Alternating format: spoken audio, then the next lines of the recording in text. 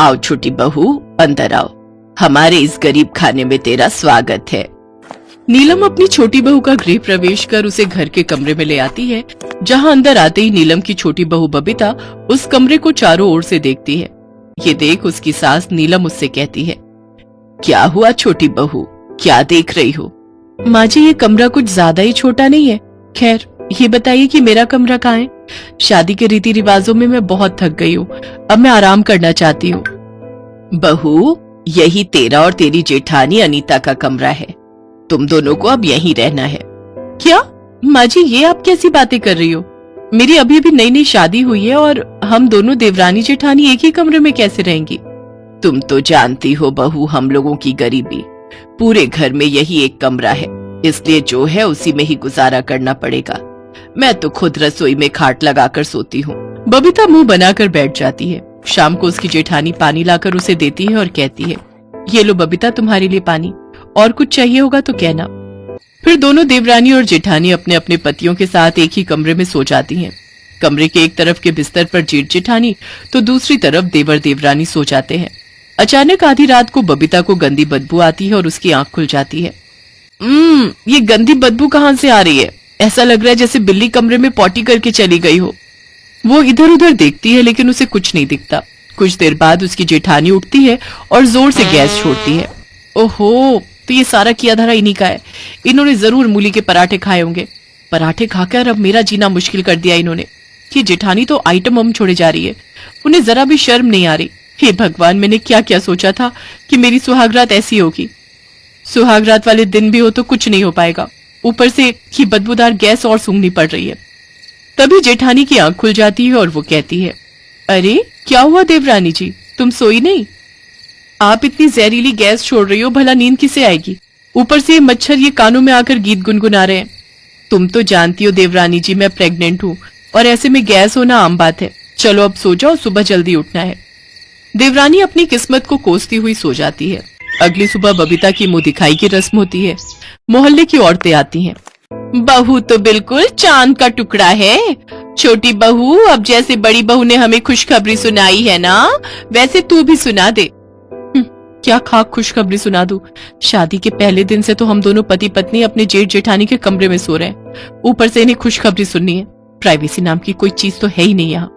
ऐसे कुछ दिन बीत जाते हैं। एक रोज जेठानी अपनी माँ से फोन पर बात कर रही थी तो वहीं दूसरी तरफ बबीता भी अपनी बहन से बात कर रही थी, लेकिन एक ही कमरे में होने के कारण दोनों एक दूसरे से फोन पर ठीक से बात नहीं कर पाती।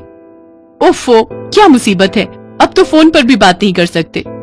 इतनी ही परेशानी हो रही है तो कमरे से बाहर आंगन में जाकर बात कर लो। मैं क्यों जाऊं आंगन में, आप जाकर बात कर लो बाहर धूप में खड़े होकर। ओफो, तुमसे तो बहस करना ही बेकार है। ये कहकर जेठानी रसोई में खाना बनाने चली जाती है और फिर जब वो वापस आती है तो देखती है कमरा पूरी तरह बिखरा पड़ा है। सारा सामान यहाँ वहाँ पड़ा हुआ है। देवरानी जी, ये क्या है? आपने सारा कमरा फैला दिया और ये गीला तौलिया मेरे बेड पर ही डाल दिया, और ये कपड़े इस तरह क्यों रखे हुए हैं? जेठानी जी, भूलिए मत, ये सिर्फ आपका कमरा ही नहीं बल्कि मेरा कमरा भी है, और मुझे अपने कमरे में कैसे रहना है इसके लिए किसी की परमिशन की जरूरत नहीं है।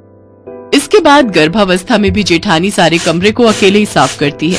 ऐसे कुछ दिन बीतते हैं और अब जेठानी की डिलीवरी का वक्त पास आ जाता है, इसलिए उसकी सास उसकी गोद भराई की रस्म रखती है, जिसके लिए अनीता शीशे के सामने खड़े होकर तैयार हो रही होती है, जिसे देखकर उसकी देवरानी कहती है, जेठानी जी, अगर आपका श्रृंगार हो गया हो तो अब आगे से हट जाइए, मुझे भी तैयार होना है। गोद भराई मेरी है तो पहले मुझे अच्छे से तैयार होने दो, तुम बाद में हो जाना। ओफो, क्या मुसीबत है, जब से इस घर में आई हूँ तब से कमरा, बाथरूम, यहाँ तक कि शीशा भी एक, हर चीज एक ही एक है। ना जाने कब तक मुझे हर चीज के लिए ये कॉम्प्रोमाइज करना पड़ेगा। हाँ तो मैं कौन सा चैन से जी रही हूँ? पहले मैं कितने आराम से अपने कमरे में रहती थी, लेकिन जब से तुम आई हो मेरे कमरे का तो हुलिया ही बिगड़ गया है। सारा दिन गंदा करके रखती हो, रहती तुम भी हो लेकिन सफाई अकेली मैं ही करती हूँ। अच्छा, तो ये क्या सिर्फ आपका ही कमरा है? अरे मेरा भी इस पर उतना ही हक है जितना आपका। बातों ही बातों में दोनों की बहसबाजी इतनी बढ़ जाती है कि दोनों के बीच झगड़ा शुरू हो जाता है, और इन सब के चलते अनीता को गलती से धक्का लग जाता है, जिसमें वो पेट के बल गिरने वाली होती है कि तभी उसका पति नरेश आ जाता है और वो उसे संभाल लेता है। भगवान का लाख लाख शुक्र है जो तुम गिरने से बच गई, नहीं तो आज अनर्थ ही हो जाता। अगर अभी मेरा बेटा यहाँ नहीं आया होता तो चोट लगने के कारण इस नन्ही सी जान को कुछ भी हो सकता था। अरे तुम दोनों को अपना ना सही, आने वाले इस बच्चे के बारे में तो सोचना चाहिए था। मैं मानती हूँ कि एक कमरा होने के कारण तुम्हें ये सब परेशानियां हो रही हैं, लेकिन इसका मतलब ये नहीं कि तुम हाथापाई पर उतर आओ। कम से कम तुम लोगों को इतना तो समझना चाहिए कि अभी हम लोग गरीब हैं और अभी कमरा ले नहीं सकते, लेकिन मेरे दोनों बेटे सारा दिन मेहनत तो कर रहे हैं, धीरे धीरे वो कमरा ले लेंगे। हमें माफ कर दीजिए माँ जी, हमसे गलती हो गई, अब हम ऐसा नहीं करेंगे। हाँ माँ जी। तभी बड़ा बेटा नरेश कहता है, आप सब चिंता मत कीजिए, हमने जमीन खरीद ली है और बहुत जल्द उसमें 3 कमरे भी बनवा देंगे। हाँ, हमने सोचा था घर बनने के बाद आप तीनों को सरप्राइज देंगे। आप लोग चिंता ना करें, अब हमारी परेशानी बहुत जल्द खत्म हो जाएगी। ये सुनकर तीनों सास बहू बहुत खुश होती हैं। अब दोनों देवरानी जेठानी एक दूसरे के साथ घुलना मिलना शुरू कर देती हैं और उनके बीच एक कमरे को लेकर लड़ाई भी खत्म हो जाती है। कुछ दिन बाद उनका घर भी बनकर तैयार हो जाता है और वो सब अलग अलग कमरे में खुशी खुशी रहने लगते हैं।